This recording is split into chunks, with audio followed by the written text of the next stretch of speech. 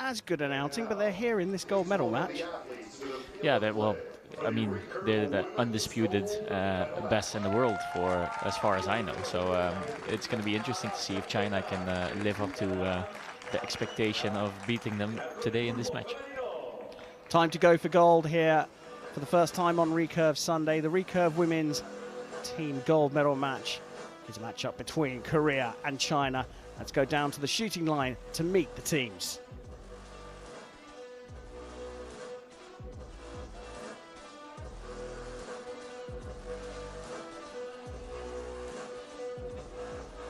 On target number 1, representing the Republic of Korea. En la paca número 1, representando República de Corea, An San.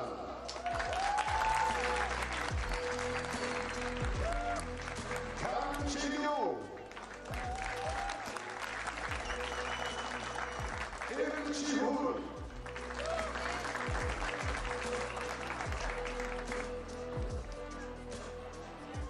On target number 2, representing the People's Republic of China. en la paca número 2, representando República Popular de China, Li Jiaman. Wu Jiaxin. Yang Xiaolu.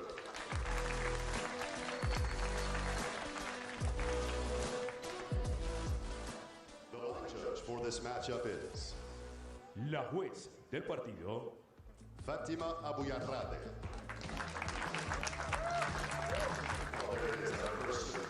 Well, what a lineup we've got here.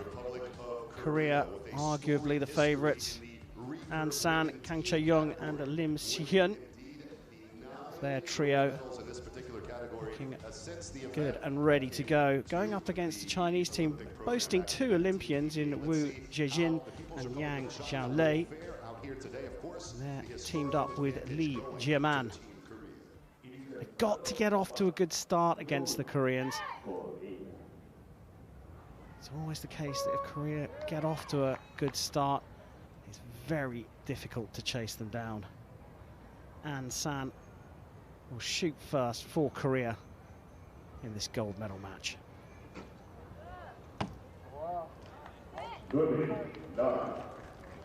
Yeah, An San already has an imprint of her string on her face, and this is because obviously she has been on the practice range already shooting.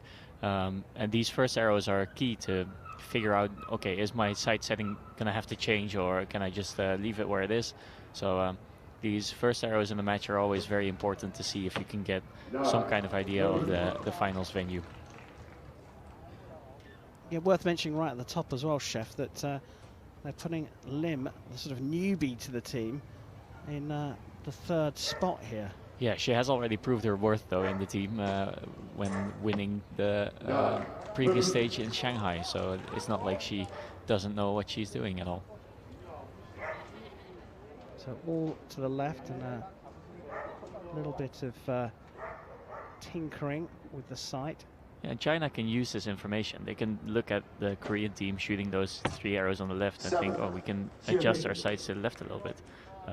They might have already, and what's difficult to judge is also, did the Korean team already move their sight from the practice range to the finals venue? So it's a bit of a gamble, but they could definitely use the information they got from looking at Korea. Well, Lee starting with a 7, Wu following it up with a 9, dialing into the middle. This is Yang, the youngest member of the Chinese team at 22 years old. 9.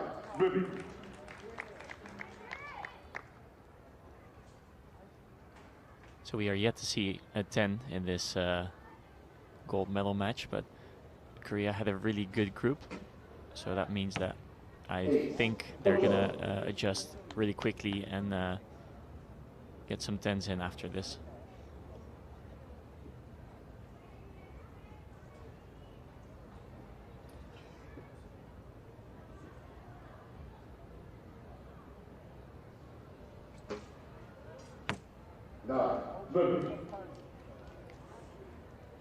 So it's interesting to see always in a team match the communication and like the dynamic in the team, and you can see that there is a bit of a like discussion going on about where to aim and what the effect on the arrows is coming from the finals or from the practice venue to here.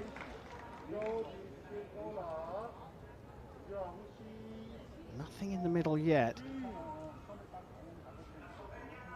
And 53 is a gettable target for the Chinese team. And you'll notice that Yang is shooting arrows 3 and 4. So she's been protected in the middle of the order by the more experienced Wu, shooting 2 and 5.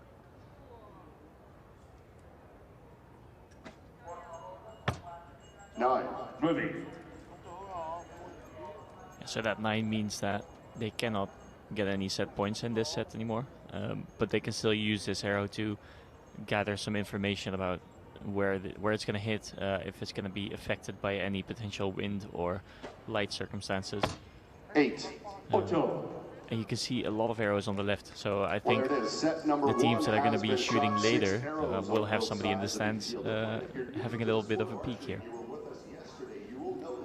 It's interesting, isn't it, because that we are used to seeing an incredibly high level from these two teams. No one's hit the 10 just yet, and the conditions are looking pretty good.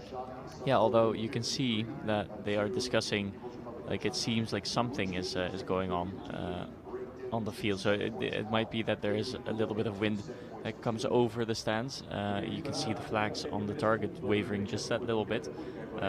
So it might be that they're thinking there's wind a couple meters up, so it's not reaching the windsock, but there is wind affecting the arrows. Interesting also that the lineups was a sort of standard 1, 2, 3 from Korea, and Kang and Lim shooting in that order through both rotations, and they kind of do a reversed order for China. They go Li, Wu, Yang in the first rotation, and then Yang, Wu, Li. Yeah, so you can have different approaches to this game, or to this sport, I should maybe say. And there's no one good approach. Like it depends all on personal preference and just experience. So if you have experience that you don't like starting an end or closing an end, for instance, then you can just adapt to that and let somebody else do it. Element of protection for Yang shooting arrows 3 and 4 perhaps? Yeah, maybe, although the 4th arrow is often also a key arrow in a set, because you can put some pressure on the other team by and putting down a marker for your other 2 teammates. So, well, Korea leading 2-0 after the first set. And by virtue of trailing, it will be China to shoot first in set number 2.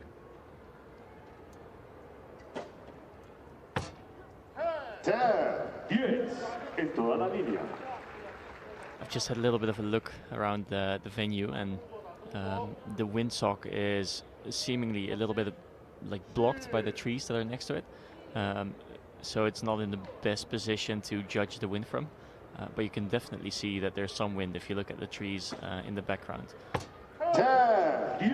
So although we had a nice little shot of the windsock earlier where it was just hanging down as if there was no wind, I think there's more to this match than meets the eye. Yeah, and of course shooting over 70 meters here, so the wind conditions can change down the range, as Chef is clearly pointing out. It looks certainly like the Chinese team at least have adapted to those conditions. 29 out of a possible 30 through the first rotation.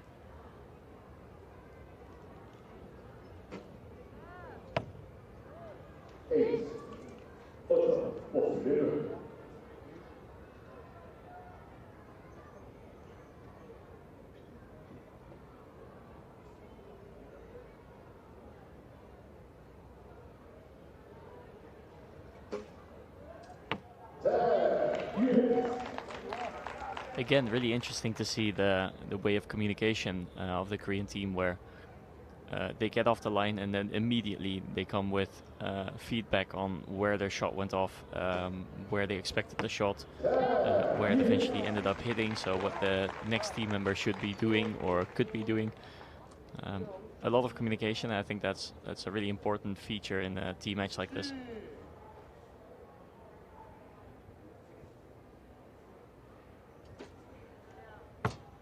8. 8.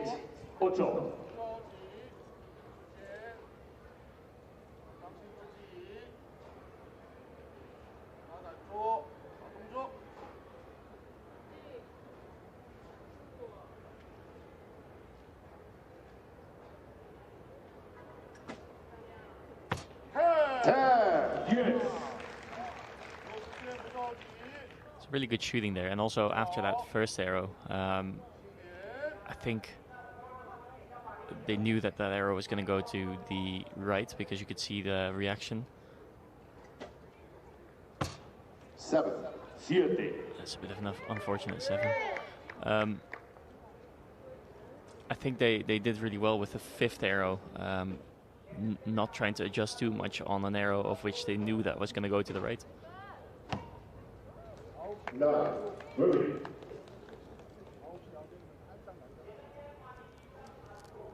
So Korea in with a good shout here. China were on 37 after 4 arrows, shot a 10 and a 7. 9. Moving. So now, even though that the Chinese team had a 29 to start with, Korea now has a possibility to grab this set with just a 9. So just hitting the gold would be enough to get this set, and that's exactly what she does. So a 4-0 lead is a very commanding lead, especially in a team round where 4 points is enough to get you a shoot off. So in team matches, you only need to get 5 set points to win the match. So now all they need to do is just make sure they tie whatever the opposing team is shooting. Yeah, the tied score means the teams will share the points. Korea have taken the first 2 sets, and in fact that 55 they shot could get marked up to a 56 if the first arrow is advanced to a 9. There's just a tiny little bit of movement there at the end for Lee, wasn't there, before she released? Yeah, it seems like there was a little bit of loss of tension there while extending through the clicker. Clicker obviously being the little piece of metal that indicates your draw length. So you pull until your arrow passes that little metal plate. It makes a click sound, and then you know that you're consistent in your draw length. If there's a bit of like a hesitation or loss of tension in your muscles, then often that will result in a bad release or like a bad follow through with your front arm. So it's very important that you have a certain rhythm going and that you can finish your shots strong and have a strong follow through. What would happen to an arrow if the archer releases it before the tip comes through the clicker? Well, it happens sometimes, and typically for right-handed archer it means that it will go low and right, because the metal plate will push it to the right, and it will also take energy out of the arrow, so it will go low and right. Especially in situations where you have very little time left, you can choose to not shoot it through the clicker because sometimes you struggle to get it through. But then I would recommend the archer in that situation to just aim left high and hope for the best. You can also, when you know you're going to shoot it through the clicker, yank the bow up. Bit of bow quando. Yeah. I mean, I've done that. It's possible.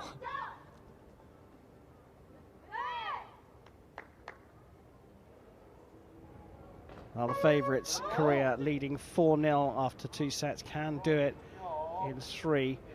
China will have to start this 3rd set as they did the 2nd, the big score. 9. There's that bow quando that you were talking about. So typically that means that at the moment of the clicker going off, so that draw length indicator, your sight pin is not in the middle, so you need to adjust a bit in the shot itself. It's a bit easier to do with a recurve bow than with a compound bow because the arrow is on the string for a bit longer. And in recurve, the release is kind of like a motion. You're doing the shot yourself rather than having the release go off at a certain point and the arrow just disappearing from your bow. So you'll see a little more movement typically in the recurve division than in the compound division. China match the rotation from the second set. First of two with a 29.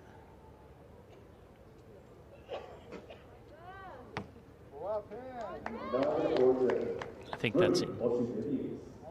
I don't want to call it definitively, but I think it's on the line. If it cuts the line, as archers say, you get the higher score.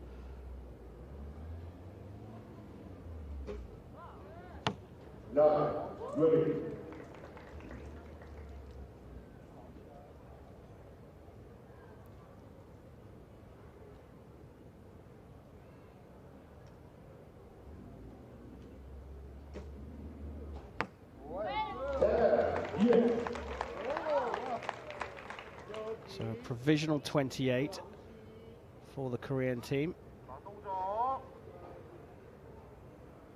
Chef thinks the 9 will get marked up to a 10, so got to work on the basis, certainly for China, that Korea are on 29, and an 8 is a replication of what Yang did in the second set with that fourth arrow.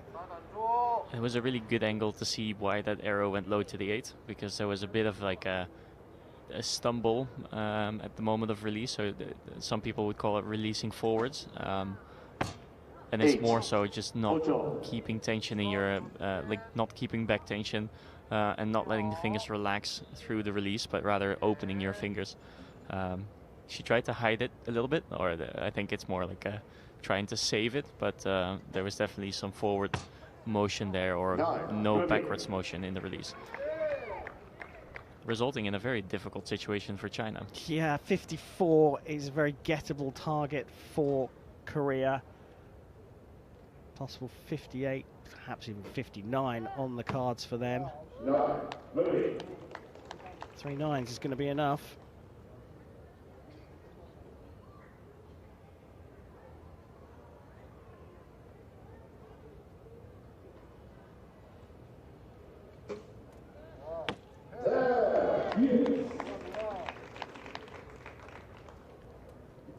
So as the scorer implies, only a 7 is needed to win this match, and we've not seen them shoot outside of the 8 ring so far. Well, what a way to finish. A couple of 10s for a 57. Provisionally could get marked up to a 58, and it does mean a guaranteed 6-0 win, and yet another recurve gold medal for Korea. Yeah, and it's almost like people are expecting them to win, so it's almost as if they find it less impressive that they win again. But I feel like it's increasingly impressive how often they just show up and get the gold medal, and they get to take the gold medal home. Handshakes all around, and perhaps a little story of the day starting to build for Lim Si-hyun in the middle there of the Korean trio. She's got a 100% record in the individual competition. This is only her second World Cup, and she's on a run here for potentially a hat-trick of gold medals. Completed task number 1. Confirmation from the target judge. korea taking gold in the Recurve Women's team event here in Medellin. And can Lim Si-hyun complete the hat-trick?